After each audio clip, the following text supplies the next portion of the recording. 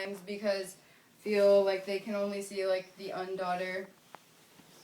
It had been over 5 years since my sister died, and the pain seemed like not to leave but just shift.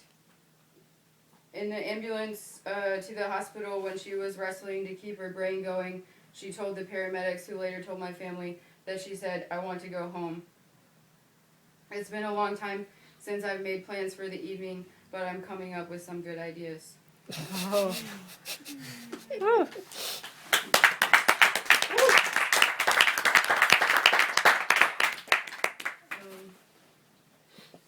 Sorry. I Google none without believing in God. I Google how to not be jealous. I Google capacity for forgiveness. I Google first childhood memory. I Google first adult memory. I Google porn. I Google volleyball. I Google how to get out of this mess. I Google ouch. I Google knowing for sure. I Google isn't it funny. I Google implantation bleeding. I Google pear butter. I Google grape flavor smell. I Google haircuts. I Google how to not be scared.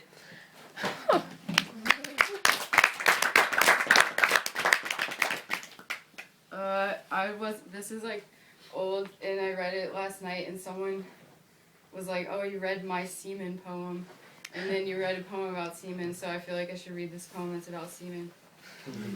It's called Inductive Reasoning. I stuck my finger in the bowl. I don't know what semen looks like in a toilet bowl of pee. I swirled my finger. It became clear to me that it was only toilet paper. It had been beaten to a cloud from our pee strings. We had been peeing on top of it for a few hours. At your house, we don't flush, so at mine, we're starting not to. Crane shot of myself with my finger in the pee/toilet paper cloud I first perceived as semen. I thought, when you're sleeping with someone as in having sex with them, and sleeping with someone as in sleeping next to them, and peeing on top of their pee, and sticking your finger in the pee to see if it is also semen, then you're really alone. Maybe that is one of the most alones. Crane shot became aerial view of aloneness captured via satellite. From the Earth's orbit, I saw me sticking my finger in pee because it is potentially semen. Saw myself swirling the cloud of toilet paper/pee. I became suddenly aware of gravity. That gravity may be the only thing you can count on. Gravity and death and a few other laws of motion, and then maybe not even that.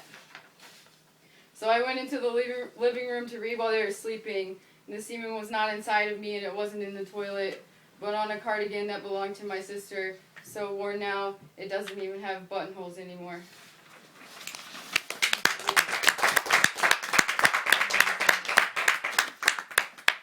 Okay. I think these are in order. Think all of the times that I have gone apeshit, other people have perceived or remembered as me going psycho. But I think that apeshit is more clinically accurate. I've gone apeshit 2 times in my life, both times before I was 10. I think that you can only go apeshit up until about this age. The first time I went apeshit was age 6.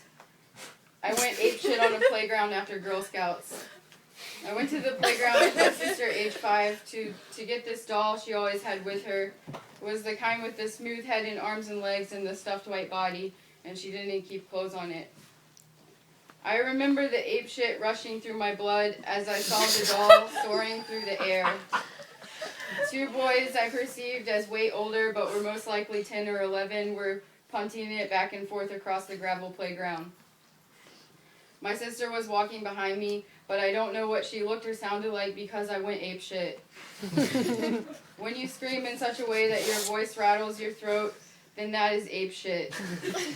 That is when your feelings, your voice have a physical texture. That's how you know it's apeshit. And you can only go apeshit publicly and in the company of strangers. Because you're so young when you go apeshit, the witnesses become frightened, but then instantly compassionate, because there's something about apeshit that everyone recognizes. After you go apeshit, you feel a little embarrassed, but only a little, because you flashed the you that is both primal and then more than human. In my memory, my sister beams with the doll that's dirty now from the chalk of the gravel playground, and the boys run off whimpering like dogs. The second time I went apeshit, I was 9. This involved, in this incident, were a soccer ball, my face, and my glasses. The apeshit brought on once again by 2 older boys. My sister was also present. But for the same reasons that true apeshit can only occur up until around age 10, each time you go apeshit, it is less pure. And so I won't go into the second time that I went apeshit. Apeshit occurs at the initial moment when this child self is shocked and then rebels against the brutality of life. Apeshit is just your first existential crisis. That moment just before you learn that a lullaby is just a trick to get you to go to sleep.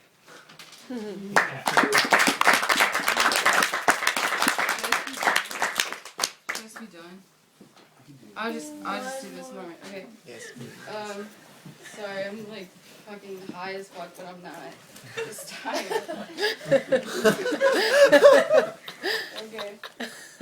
Seems like I've been in a lot of situations where people start talking shit about cruises. Do you like this one, Jimmy?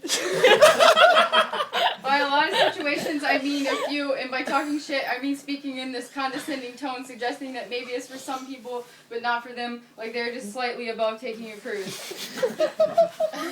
I always find myself invested in the conversation because there's something about white people talking about what vacation they'd rather take that is irritating and engaging.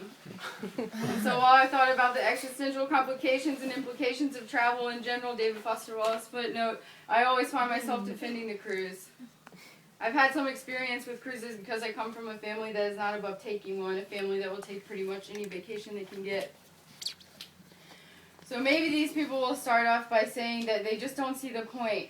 They don't like the beach that much anyway, like where would they go, like the Bahamas? So then I'll say something about how my grandparents went on a cruise to Alaska. That my grandmother sent me the best smoked salmon that I've ever tasted, and I've never seen my stern grandfather more excited about nature than when he was talking about watching the whales from a boat in the bay. But this usually doesn't work because maybe these people don't really eat fish, or they will seem just above things like Alaska or whales. They'll move on to the senselessness of being on a crowded boat in the middle of the ocean. So ironic that there's a chlorinated pool on deck. I'll mention that my brother had a pretty good time on the water slide and the boat didn't really seem that crowded. In an attempt to unify us, I'll mention the 24-hour brick oven pizza buffet because people usually seem to agree on pizza. But then maybe they'll say something about buffets and obesity and the state of the country's collective BMI. So I'll say, true, but the real trip happens when you get off of the ship. Like when my parents and sister and I went tubing through caves in Belize, or when I climbed a pyramid in Chichen Itza, and at the top I was frozen. I was fucking terrified because these were the pyramids of the Mayans or the Aztecs, the kind with the stairs, and it's like surprisingly steep. If they'll ask you about the beaches again, they've got to be crowded. And I'll say that, yeah, beaches with clear water seem generally crowded. But once my mom and I went snorkeling off the shore and spotted a manta ray the size of a car. We held our breaths in the snorkels and hovered over its slow sweeping wings. But these people who are just above cruises will not be convinced. They will still talk and sound like they are just above taking a cruise. They'll say, I just don't know, being stuck on a boat with a bunch of people. What about swine flu or food poisoning? Plus, a lot of those ships are breaking down or sinking. And so I tell them about the time that the senior graduating class 2 years below me all took a cruise together after